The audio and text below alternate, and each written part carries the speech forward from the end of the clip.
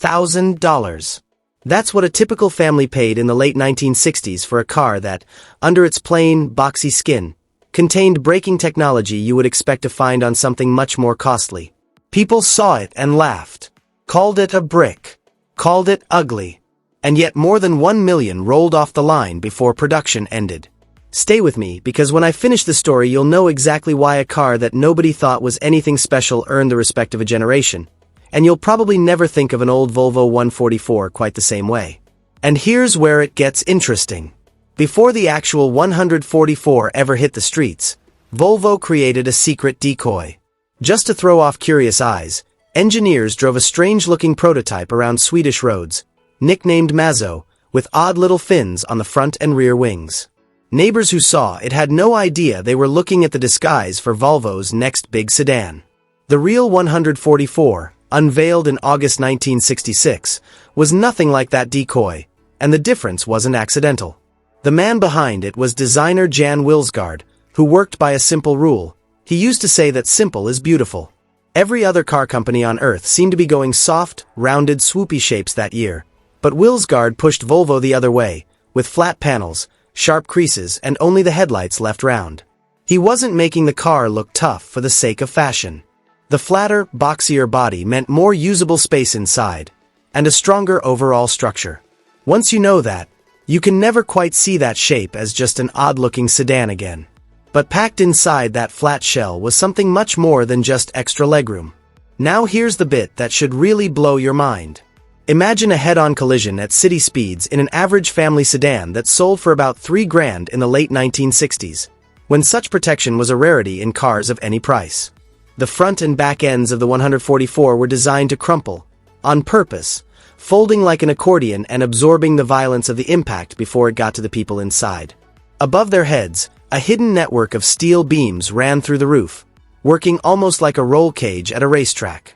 No one buying a plain four-door sedan in 1966 expected that kind of protection riding along with them. That commitment was not lost on deaf ears.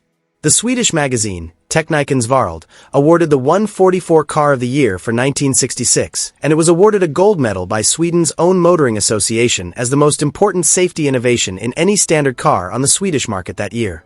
The brakes told the same gentle tale of engineering before their price tag. Most family cars in the segment still had simple drum brakes in the 1960s, but the 144 had disc brakes on all four wheels, split to dual circuits, so if one half of the system failed, the driver still had braking power on most of the car. This was practically unheard of for a family car costing around $3,000. And once you get that, the boxy shape begins to seem less like a fault and more like honesty. One thing that hardly anybody remembers anymore outside the Volvo community. Just 1 year after launch, in 1967, Volvo offered one of the first ever child safety seats as a factory accessory for both the Amazon and the new 144. This rear-facing seat is based on research from a Swedish university on how astronauts are protected during the force of a rocket launch, and Volvo engineers have applied the same rear-facing principle to protect children in the back of a family car. Picture a family in Sweden in 1968, with a new 144, heading out to visit grandparents, with a toddler behind the wheel, in a seat that probably looked odd to the neighbors, but was years ahead of anything else on the market. That single decision helped plant an idea which car seat designers everywhere still build on today. What most people never knew was that the 144's own name was no accident. It was a code hidden in plain sight. Volvo created the number using a simple logic. The first digit told you the series, the second digit told you how many cylinders the engine had, and the third digit told you how many doors the car had. So the 144 was a first series car, with 4 cylinders and 4 doors. Later on, when Volvo came out with a 2-door version, it was called the 142. When a 5-door station wagon joined the family, it was called the 145. Learn this little trick, and you can look at just about any old Volvo nameplate from this era, and immediately know what kind of car you are looking at. Here is a story that might sound almost unbelievable, but it is fully documented. Sweden established diplomatic relations with North Korea in the early 1970s and, as a symbol of the new relationship, ordered, shipped and delivered some 1,000 Volvo 144 sedans. They were never paid for in full, and that debt to Volvo has technically been unpaid for over 50 years. Now this is remarkable to car enthusiasts, not because of the unpaid bill, but because of what happened to the cars themselves. Decades later, some of the same Volvo 144 taxis were still running in the streets of Pyongyang, with no factory support and no easy access to genuine parts. Imagine a car made for Scandinavian winter, still carrying passengers through a remote capital city half a century later, driven by nothing but the dogged dedication of local mechanics who simply wouldn't let it die. Then there was the engine itself, which took on a reputation that still resonates in classic car circles today. The early 144 models had Volvo's 1.8-liter B18 engine, which was enlarged to the 2.0-liter B20 from 1969 onwards. Both were simple, four-cylinder, cast-iron units, and both gained a reputation amongst mechanics for being almost stubbornly difficult to kill. This was never meant to be a flashy engine built to impress anyone at a stoplight. It was built to be maintained, rebuilt and trusted for hundreds of thousands of kilometers, a long-term promise from Volvo to the family driving it every single day. The 144 also quietly earned its place doing some of the most unglamorous, demanding work a car can do. The 144 was popular with taxi fleets and police departments across Scandinavia, thanks to its solid build and reliable mechanics. Jobs that beat a car every day with constant stopping, starting and long hours on the road. A taxi driver doesn't care what a car looks like in a magazine, only if it starts every morning and gets passengers home safely every night, and the 144 earned that kind of trust on the streets of its own country. The car had a competitive streak that was rarely mentioned.